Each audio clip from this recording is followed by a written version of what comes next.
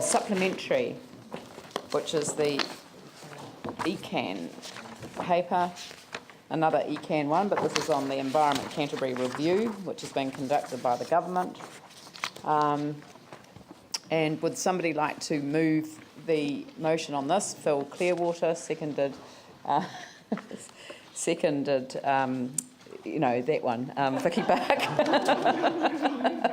Sorry. Does anyone have any questions first? And if not, we'll just go straight to a debate on it. Would anyone like to debate? Oh, yeah, I've got Councillor Clearwater and Buck. It was Vicky Buck, yeah. So is there any discussion? Vicky. Basically what we're asking here, we've been given an option, one option only. What we're saying is that there are far more fundamental things. One, if rates fund an activity, then it's really important that the population is actually electing representatives to that, the old no taxation without representation rule. But if that's not going to happen prior to the next election, then what we need to look at is the functions that ECAN has. And one of those functions is urban transport.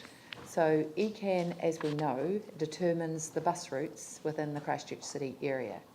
So while we're attempting to achieve a quite major shift in transport mode, such that we prioritise pedestrian, cycles and public transport, and spending a lot of money on that, we don't even get to decide where the buses go. So we get to build the subdivisions, approve the subdivisions, do the roading, do the cycleways, do the footpaths, do the bus shelters, but not where the buses go. And for a city, for any city, its public transport is so important in making sure that the city works as a whole, that people can access all sorts of facilities within their central city.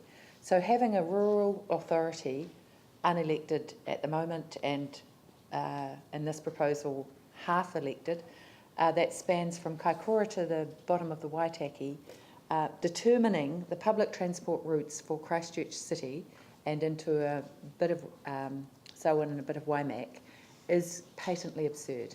There is no logical reason why we would want to continue with a system such as that.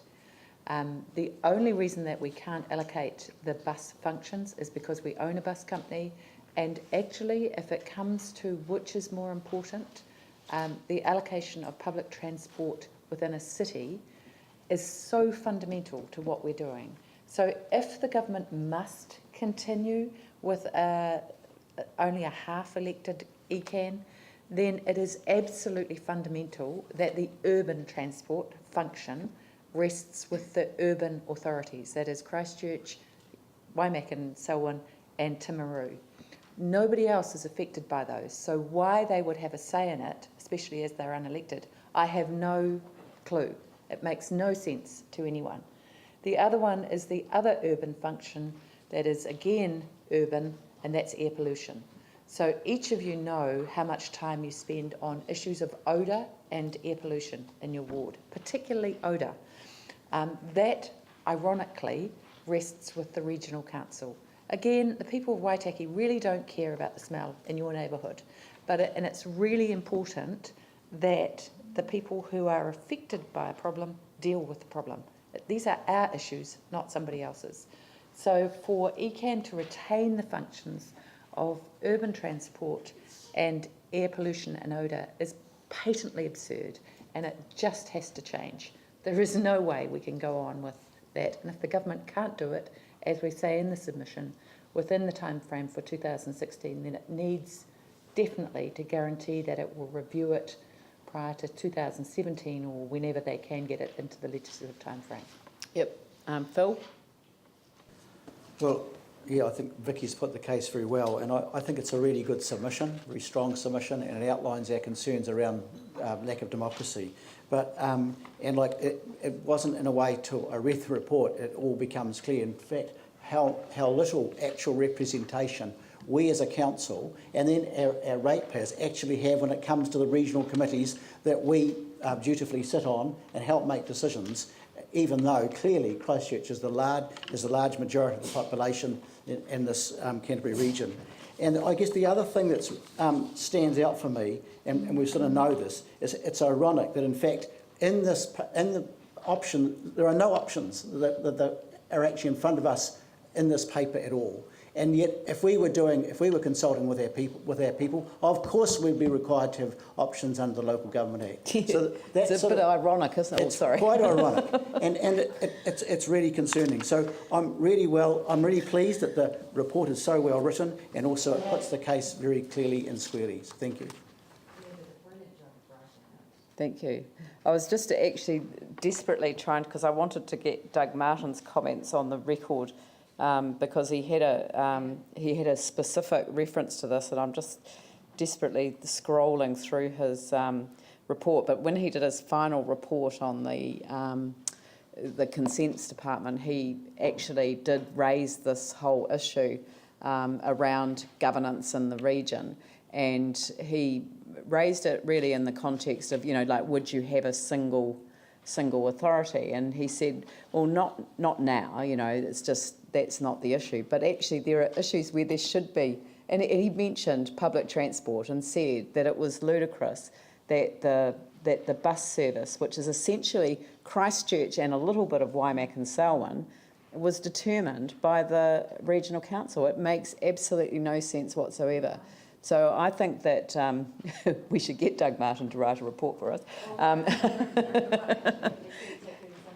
Yeah, but anyway, I think that the point of the submission is really focused on the inadequacy of the options, and there is an irony that it is a review of a structure of local government, and if it were the local government organisation itself, it would, by law, have to produce options. And so it's absolutely ironic that the government is, in fact, producing one option. I mean, it's not an option. They're producing one proposal, and that, to me, is not good enough. So I'm a great believer in no taxation without representation. If they want to have a split council, part elected, part appointed, like the DHB, they can fund it like the DHB. Yanni. Thank you for the submission. I just think 6.1 is really the important point. Council's view is to return to a full democratic model and population-based representation as soon as practical, on the basis that, according to the discussion document, the commissioners have achieved their task. So I just think it's really important to emphasise we are calling for a full return to democratic democracy in our city and in our region, and that really is the key point I take from the submission. I don't want the government to think that we're in any way okay with that fundamental principle of democracy in our region, but I accept that the staff and other councillors have put in alternative governance models for a worst case scenario. But I just want to be really clear that this council did not support what happened to ECAN, the elected ECAN. There was letters from the mayor, and there was things done by the chief executive or the acting chief executives to support the removal of the elected ECAN, but it did not and never had a full mandate from this democratically elected council as a collective. And I want to make that point again to the government, because in this document they again repeat what they said at the time was that this council somehow supported the destruction of that elected ECAN, which is certainly not the case, never has been, and is certainly not going forward. So thank you to the people that have done the work on this submission. I think it makes a really fundamental point that hopefully we collectively endorse. When our city has lost so much in the way of democracy, I think calling for a full return to it is the least we can do. Very good. All right, I'll put the motion. All those in favour say aye. Those opposed say no. That's carried. And I'd like to move that we now